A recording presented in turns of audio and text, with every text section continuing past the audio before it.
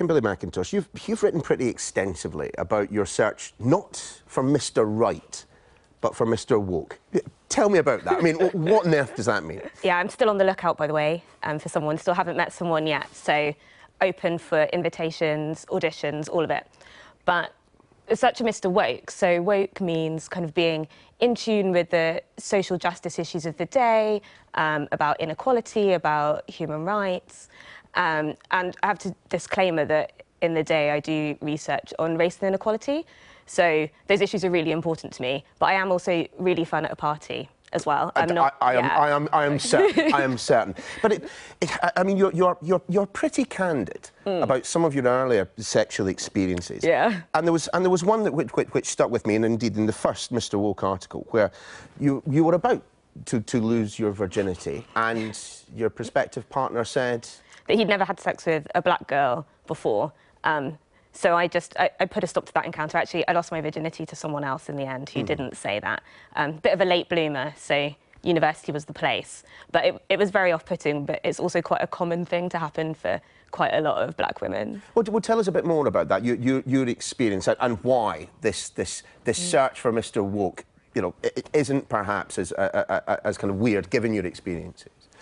Yeah, so I'm definitely, and from the responses that I've gotten, it's definitely, I'm not the only person that's had some of these experiences. So, for example, when I was on study abroad, I hooked up with this guy who is American, and I found out that actually he is what we'd call a biological racist. So he believes that like some races are just predisposed to violence, for example, or have certain behaviours that innate to them. And he felt that about black people, did he? He did think that about black people, but not about me as an individual, which is always, I find, interesting. The dissonance there doesn't make someone necessarily change their view.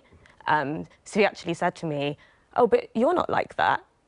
And I was like, "Well, yeah, of course not, and no one is. No one's innately violent." But it didn't result in him then reevaluating his views. Or did he just think that you were an exception? Yeah, an exception to a rule. Yeah. I make better choices now. I meet much nicer people than that. I mean, it does. I have to admit, reading the articles, it does sound like you've met a series of, you know, bits of work. Frankly, I mean, tell us a little bit more about some of your experiences. I mean, there was a boyfriend that you had who then went to India, who decided to get in touch. He went on a holiday, and it was reflecting a lot about our relationship. We'd been broken up for like over a year at least, and then he just sent me this really out of the blue, weird, like pseudo-intellectual analysis about race and gender and how, you know, I was obsessed with it, apparently, obsessed with... I mean, his view, in a sense, was that you viewed everything through the prism of race. Yeah, through the prism of race and gender, but race the most. And that at first used to think, why would I do that all the time, particularly because I grew up in Reading, which is like a small town, and have lots of white middle-class friends, so... You know, what did I have to complain about? Why was I always talking about race all the time? He did acknowledge that that was probably a bit unfair. But race, unfortunately, is... I mean, I'm proud of who I am, but even in the places where I don't want it to be an issue, it still is. Unfortunately, we live in a country where 44% of people believe that some races are born harder working than others. So these ideas haven't gone away, and until they have, like, I'm going to have to keep talking about it, and it has to keep being part of my life. And I hope that one day our society is one where these issues don't matter, and I'm out of a job, and I think of something else to complain about. But we're not there yet, and he couldn't really get that or see that. Let's go through the woke checklist that you have, and whether or not it's written down in a bit of paper, it does strike me that you probably have. Now, given your experiences, a list of things that you won't tolerate anymore. What would be on that list? So, definitely, you know, no racists, no sexists, no one who's homophobic. These are like, you know, the foundation. To be fair, they're pretty standard for me too. Yeah, you know. Good. I'm glad. Those are like the basic things. You need to care about what's happening in wider society. It needs to bother you that poverty has increased, that child poverty has increased. Social issues have to matter to you in some way. Otherwise, it's just not going to work. And yeah, you know, some people might find that a bit much. Someone, when I wrote like an amalgamation of these articles in a piece for The Guardian, some of the comments underneath were saying, good luck in life, love, you know, maybe just get some cats. I don't think this guy exists. Like, but I mean, could you, for example, you know, be in a longer-term relationship with someone who didn't believe, just by way of example, that the Metropolitan Police were institutionally racist? For me, no. I think you can take people on a journey if you're willing to do that. People are always willing to learn and change, and if you really love someone, people can be willing to put in that kind of work. But I'm tired. I don't want to, and there's always the risk that that view might never change, and then you could have invested a year in someone who ultimately is never going to see the world the way that you see it. Like, you can't agree on everything, otherwise... It'd be boring, wouldn't it? Yeah. But I think there are some things that are fundamental for me, and they really matter. You can overlook things for a while, but I think in the long term, people's values matter. If it's where you work, if it's who you hang out with, and definitely who you have a relationship with, I think sharing values is really important. So is there a problem in particular to white men? I think white men do have a lot of work to do, and one of the other responses I've gotten was just like, stop dating white men. They were just like, just stop, because it's clearly just loads of bother. I mean, you did actually take a break. I did take a break from white men. Had a bit of a rest. Yeah, to recover from the last few guys. But I did take a break for a bit, and it was a nice rest. But we live in a country that is 85% white, and I live in a city that's also deeply unequal, and work in industries which are also really deeply unequal. So outside of apps on the day-to-day, I am mostly meeting white men, and I like to give people a chance. I don't think you should just write people off immediately. But do you understand, and this will refer to people who don't know the backstory, who haven't read the articles about your search for Mr. Woke, but do you understand why eyebrows might immediately be raised at a statement like, you know, I'm taking a break from white men? I mean, if the situation were turned and I said, yeah, I'm taking a break from black women, there are too many issues around it, I would be pilloried, and probably rightly so. Yeah, definitely. I think particularly when you're talking about race, like making any blunt statement, it cuts pretty hard. And even with wider issues, say, like terms like white privilege or talking about Black Lives Matter, I think when I'm saying I'm taking a break from white men, I'm not saying all white men are awful, and these are traits that every white man shares, because they're innate to them. Like, definitely not. It's more that we live in a society where, for a lot of people think, you know, racism is over, or that's a thing of the past.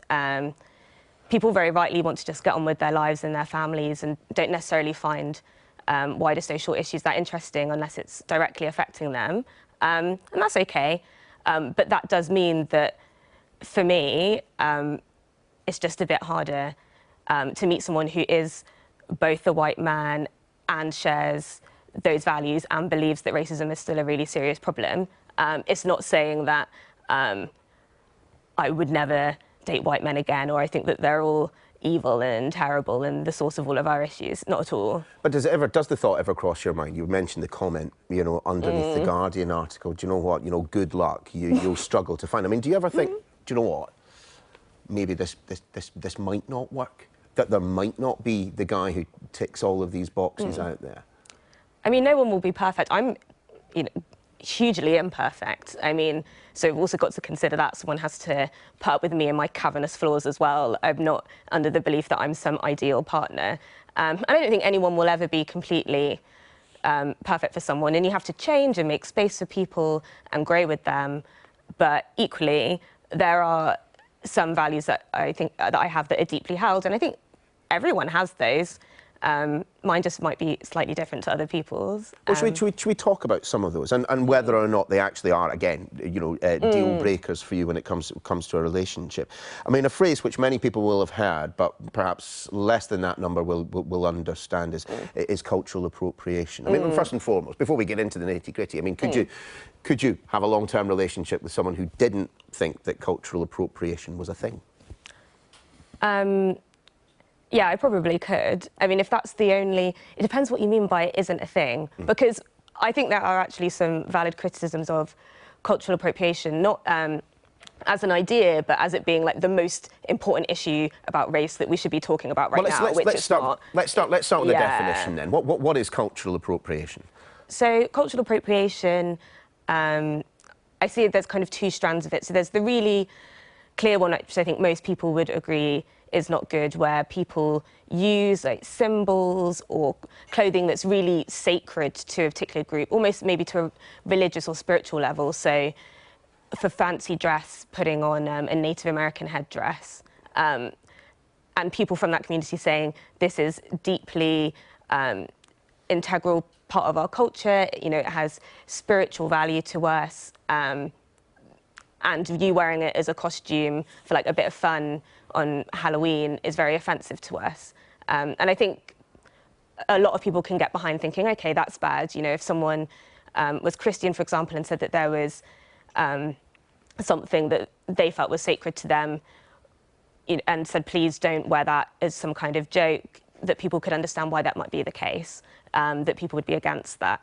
But I think there is another strand of cultural appropriation, which is a lot more difficult, and it blurs into the kind of cultural exchange and sharing, because no one wants to live in a society where, you know, no one can be influenced or learn from another culture, because that would be really boring and sad. It strikes me that the history of art is, in essence, one of cultural appropriation on these terms. Definitely.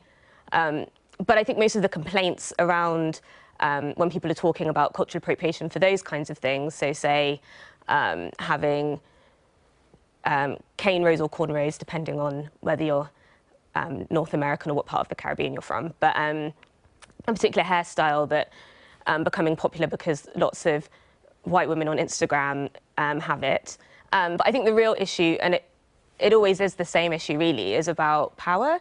So it's not that people are really upset about someone having the hairstyle. It's more that in the same society in which we live, people who've been wearing that hairstyle for their whole lives, because it's an easy way to maintain your hair in that style and it looks cool, have been criticised or, you know, told that they look messy or been discriminated against in the workplace.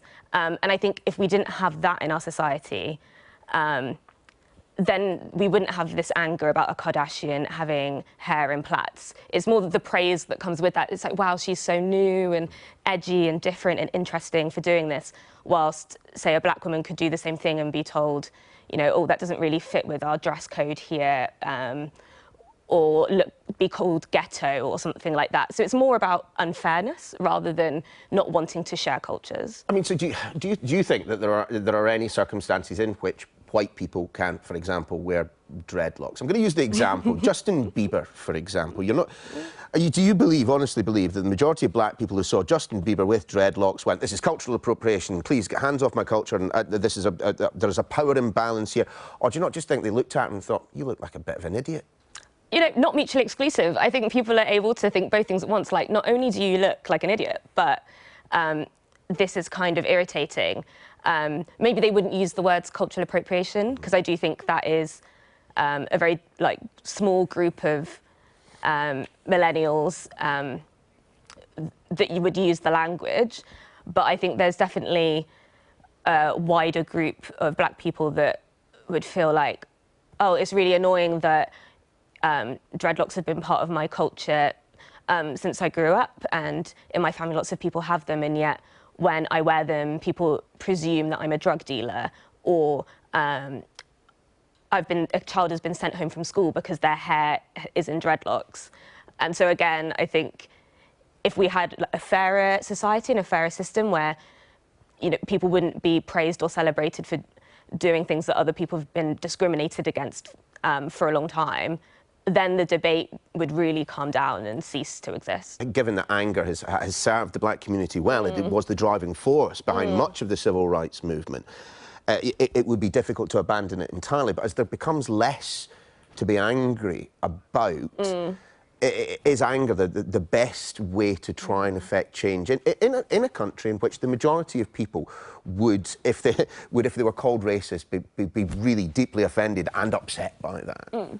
So I think, I mean, one achievement is that people, although I think this might be shifting a little, but people are embarrassed at least to be called racist. I mean, people definitely weren't embarrassed by the term in the 1960s. You know, people would be like, okay, fine, yeah, I am a racist, whatever. And I'm glad that there's social sanction around that. I'm glad that there's shame. I'm less glad that there seems to be more shame around being called one than the actions. So I think there is a bit of an issue there now where people are embarrassed to be called a racist, but will still continue holding racist beliefs and carrying out racist actions.